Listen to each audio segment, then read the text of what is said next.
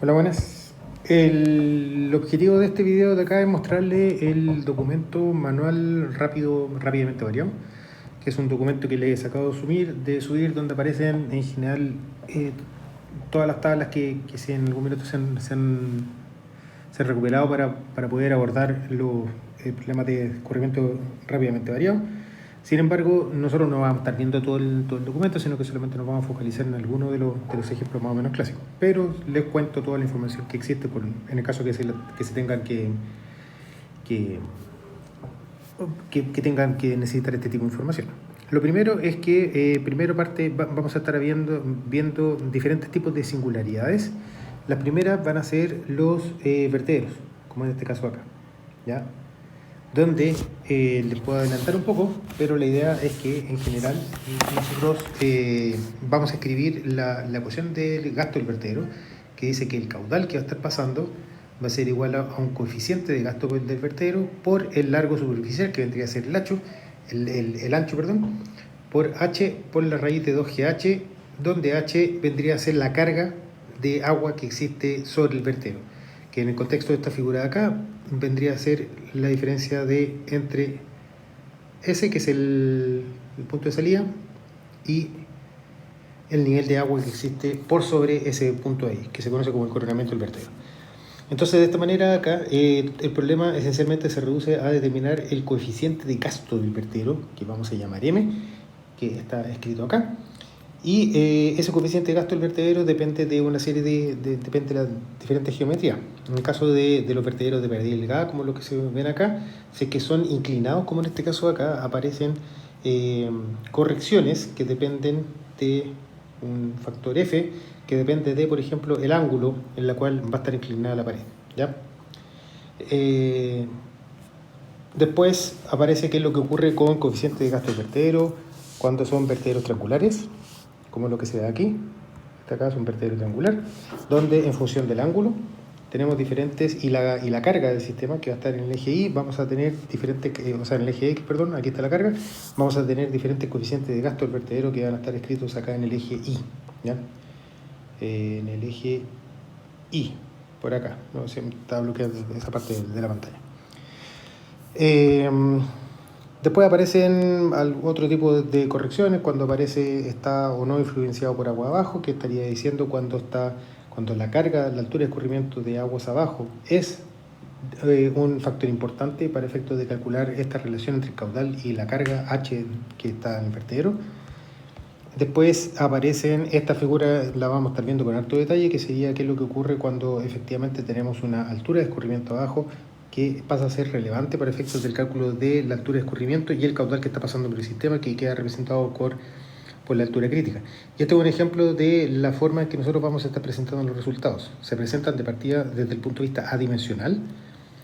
En el eje X, en este caso acá, tenemos la carga del vertedero dividido por el área, el alto del vertedero. En el eje Y tenemos la altura del río de aguas abajo, dividido nuevamente por el alto del vertedero. Y en cada una de estas curvas de acá vamos a tener la altura crítica sobre el área, o bien el coeficiente de gasto del vertedero, que ya de por sí es adimensional.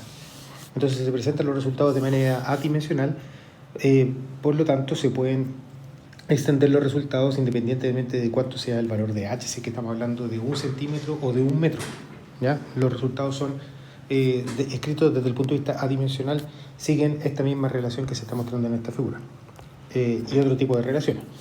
Después vamos a pasar a otro tipo de vertederos, que son vertederos de pared gruesa, donde el espesor del vertedero pasa a ser una variable importante. Se define nuevamente el coeficiente de gasto del vertedero para diferentes condiciones. Cuando pasa a estar influenciado por aguas abajo. Después hay unas cosas llamadas vertedero de pared intermedia. En general nosotros en los vertederos vamos a estar trabajando con vertederos de pared gruesa, y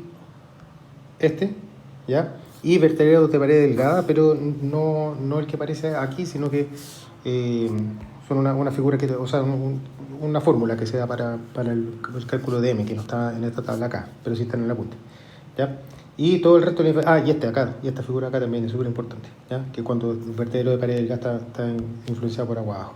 Pero todo lo que son vertederos triangulares o vertederos inclinado. Todo esto acá esa información está en este manual, pero no va a ser contenida propiamente, pasada formalmente en el curso, ni tampoco evaluada, ¿ya? Y al igual que los vertederos de pared intermedia, como en este caso de acá, ¿ya? Aquí aparecen otro tipo de vertederos que ya son, que tampoco los vamos a evaluar, pero se los cuento, que existen, que son vertederos que son los que se ocupan en obras grandes, ¿ya? No sé, por la central Ralco, el coronamiento no es una cosa delgada ni tampoco gruesa, sino que tiene una forma más bien estilizada, de manera tal de hacer mucho más eficiente el paso del agua por sobre el vertedero, y las curvas características que determinan cuánto sería esta forma de acá están dadas principalmente por trabajos que están nuevamente escritos en forma adimensional para poder parametrizar la forma que debieran tener estas curvas, que son las que minimizan el roce o la resistencia al flujo o maximizan el caudal que está saliendo del sistema, ¿ya? Porque una cosa es decir tengo crisis, pero otra cosa me tengo que asegurar de que efectivamente exista crisis, que no minimizar las pérdidas de energía en el sistema, ¿ya? Y aquí otro tipo de ejemplo, cuando estamos hablando de vertederos ya que son bastante más grandes, otro tipo de ejemplo, ¿ya? Ese sería el primer grupo de pérdidas de singularidades que vamos a estar viendo, que vamos a tener acá en lo que son los vertederos, y después vamos a pasar a los ensanches, ¿ya? Donde ensanches, aquí podemos tener ensanches graduales, dados por un cambio en la cota de fondo que baja, o también un cambio en el ancho y el efecto combinado.